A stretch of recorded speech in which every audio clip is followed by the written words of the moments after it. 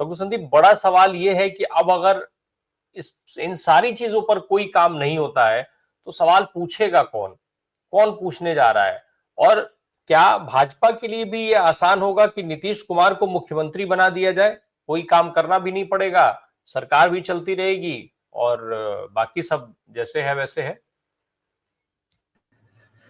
नमस्कार राम प्रकाश जी। देखिए, ऐसा है कि भाजपा को नीतीश कुमार को चीफ मिनिस्टर बनाना होगा क्योंकि केंद्र में उनका सपोर्ट चाहिए। और दूसरी बात कि भाजपा भले सीटों की संख्या छू गई है, 90 के आसपास, 89 है सर। तो बड़ी पार्टी बन के उभरी है, 101 में 89 सीटें जीती है। लेकिन उनके पास कोई विकल्प नहीं है। वो बनाएंगे। आपका सवाल और दूसरा क्या था, जरा फिर से रिपीट कर दीजिएगा। नहीं, उनके लिए आसान रहेगा नीतीश कुमार को मुख्यमंत्री बना करके और फिर भाई बैठ जाएंगे आराम से, क्योंकि मुख्यमंत्री तो नीतीश कुमार है, किसी काम का नहीं हिसाब नहीं देना पड़ेगा। नहीं नहीं, नीतीश कुमार जब तक मुख्यमंत्री रहेंगे तब तक उनके लिए समस्या है, क्योंकि उनके अपने एजेंडे हैं। उनकी जो पॉलिटिक्स है ना, वो नीतीश कुमार की पॉलिटिक्स को सब्सक्राइब नहीं करती है, या फिर एक तरह से कहें तो एक दूसरे के पूरक नहीं है। वो एक प्रॉब्लम है। नीतीश कुमार की मैंने नीतीश कुमार भी कोई दूध के धुले तो है नहीं, बिहार की बदहाली के सबसे बड़े जिम्मेदार व्यक्ति हैं, लेकिन एक कहीं ना कहीं हल्का सा सेफ्टी वॉल्व भी है, क्योंकि जो सांप्रदायिक एजेंडा है बीजेपी का, जिससे वो मैक्सिमम गेन करती है, वो पूरी तरह से खुल के लागू नहीं कर पाई। क्योंकि केंद्र में भी नहीं वो आ पाई है मजबूत ढंग से, तो वो नहीं लागू कर पाएगी, ये कम से कम रिलीफ है। और दूसरी बात, एक्चुअली ये जो चुनाव है बिहार के इतिहास का, वो सबसे आश्चर्यजनक चुनाव में से एक है। 2025 में जब ये चुनावी इतिहास की बात होगी तो उसमें ये बहुत ही महत्वपूर्ण चुनाव है। इसलिए महत्वपूर्ण है क्योंकि जिस तरह से चुनाव को मैनेज किया गया है, एसआईआर लाया गया। सभी जानते हैं कि एसआईआर कोई इनकी मंशा ये नहीं थी कि बहुत ट्रांसपेरेंसी रहे और बहुत कोई रिफॉर्म हो। दूसरा, इनका जो एजेंडा था, जो चुनाव के बीच में इन्होंने पैसे बांटे हैं, ये साफ साफ लोकतंत्र को खत्म करने का प्रयास है। क्योंकि अगला चुनाव उत्तर प्रदेश का, बंगाल का, आसाम का है, केरल का, तमिलनाडु का है। हालांकि दक्षिण के लोग तो समझदार हैं, वहां बड़ा मुश्किल होगा, लेकिन फिर भी ये सब पैटर्न से वो राज्य भी गुजर चुके हैं। तो ऐसी स्थिति में अब क्या चुनावों में बस पैसा बांट दे, वो भी सरकारी पैसा। अब बताइए कि एक पार्टी या एक सरकार जो मैंने सरकार में है, वो चुनावी वायदों के मैंने नीतियों के नाम पर जनता को घूस दे रही है, ब्राइब कर रही है और चुनाव जीत जा रही है। तो इस चुनाव का कितना मतलब है, ये सबसे बड़ा तो सवाल ये है। लगातार आरोप भी लग रहे हैं, कई तरह की चीजें निकल के आ रही हैं, उन सब पे कोई जांच होना तो दूर की बात, बंद हो चुका है। बताइए ना कि जो आरोप लगा हरियाणा में कि भाई जो मैथ्यू फरेरो हैं, उन्होंने जो 10 बूथों पे 22 वोट डाले, उसकी कितनी जांच हुई, क्या हुआ, क्या नैरेटिव बना। अब आप देखिए कि 3-4 दिन पहले दिल्ली में विस्फोट हुआ और यहाँ जश्न मन रहे हैं कि हमने चुनाव जीत लिया। अरे कौन सा चुनाव, अभी तो आप उसी सत्ता में थे। आप जो वादे करके आए हो उन्हीं को देख लो ना, एक बार पढ़ लो तो आप डिप्रेशन में चले जाओगे। आपके अगले 5 साल में वो करने जा रहे हो? नहीं करने जा रहे हो, क्योंकि आपकी कोई नियत ही नहीं है। बोलने से क्या होता है, बोल के लोगों को बेवकूफ बनाना है। बनाने के लिए तमाम मशीनरी आपकी पड़ी हुई है। सबसे पहले तो उसमें गोएबल्स की मीडिया है, गोएबल्स के रूप में जो काम कर रही है। तो मेरा कहने का मतलब है ना राम प्रकाश जी, कि देखिए, नीतीश कुमार को ये है कि कैसे भी सत्ता में बन रहा है, वो बने रहेंगे और बिहार का इसमें नुकसान होने जा रहा है। लेकिन ये जो चुनाव है, इसमें जिस तरह की चीजें, मतलब सबसे पहला मेरा सवाल यही है।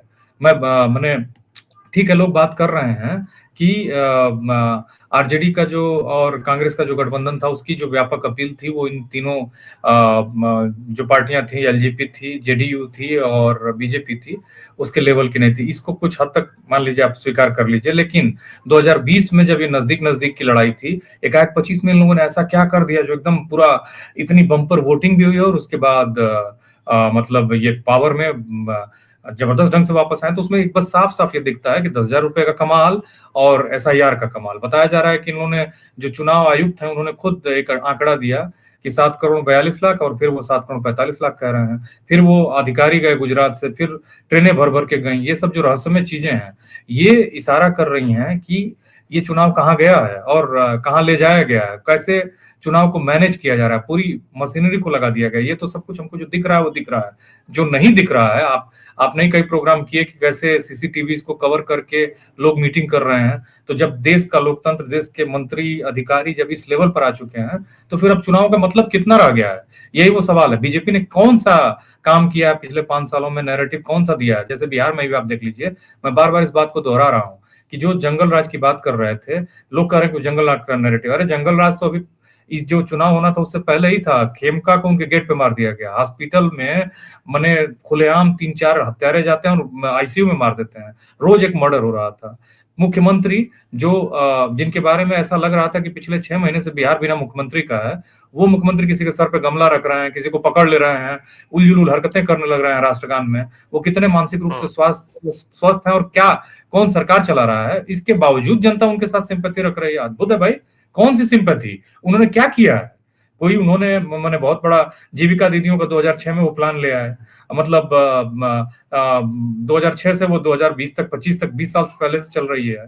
महिलाओं ने वो पैसा है, 10,000 रुपए का मामला है, तो आप रुपए से चुनाव जीतोगे तो ये सबसे बड़ी तो गलती, मैंने सबसे बड़ा खराब बात तो ये है। फिर आप कितने मुंह दिखाने लायक, कितने आप मतलब नहीं, देश में लोकतंत्र को आप कितना मजबूत कर रहे हो, कैसे आप काम कर रहे हो, यही वो सवाल है जो इनको खुद, चूंकि इनमें कोई अपनी लेवल पर कोई इस तरह की चीज नहीं है, ये नहीं समझते हैं। इन्होंने उचित अनुचित को खत्म कर दिया है, बस चुनाव जीतना इनका एजेंडा है। तो फिर आप जीतते रहिए, लेकिन जनता हार रही है। तो ये अब अगर यूपी की जनता भी उनको औकात दिखाए तो कम से कम ये क्लियर हो जाएगा ना, वो जातियां उनको औकात दिखाएं तो क्लियर हो जाएगा ना, फिर ये लोग स्वतः खत्म हो जाएंगे। जिस तरीके से आए हैं उसी तरीके से गायब हो जाएंगे, जैसे आए वैसे विदा हो जाएंगे। लेकिन खैर, कम से कम बिहार में ये एक अच्छी चीज हुई, मुझे लगता है शायद इस दौरान।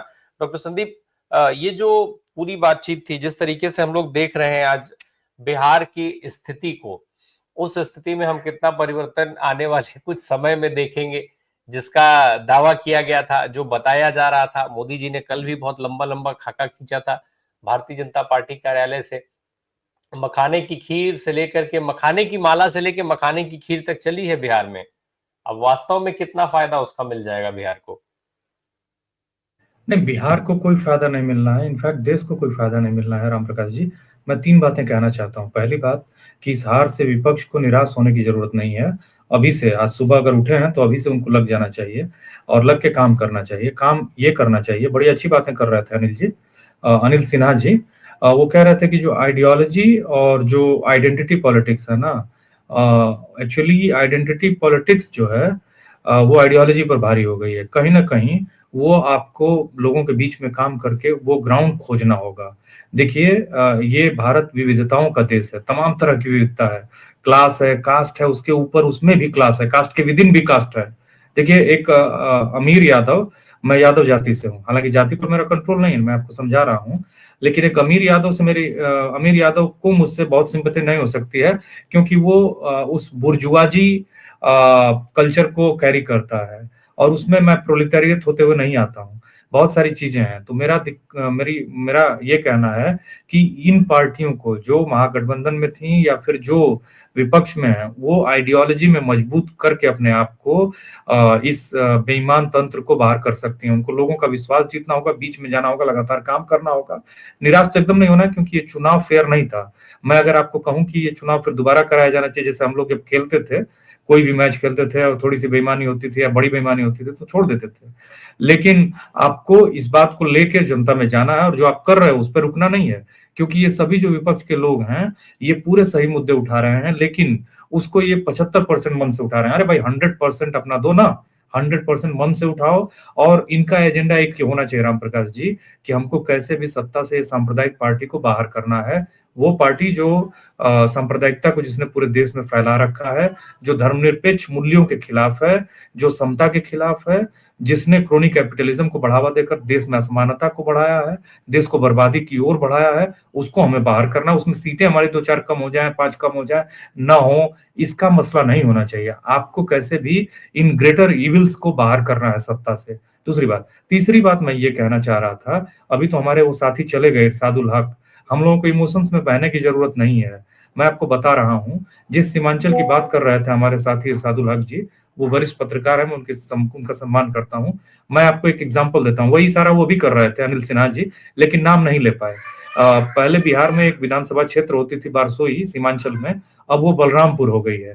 आप उसका आंकड़ा देखिएगा, उसके जो पिछले एमएलए थे, 4 बार के एमएलए, मेरे दोस्त भी हैं, महबूब आलम सीपीआई एमएल से। महबूब आलम चुनाव हार गए, जानते कितने वोट से?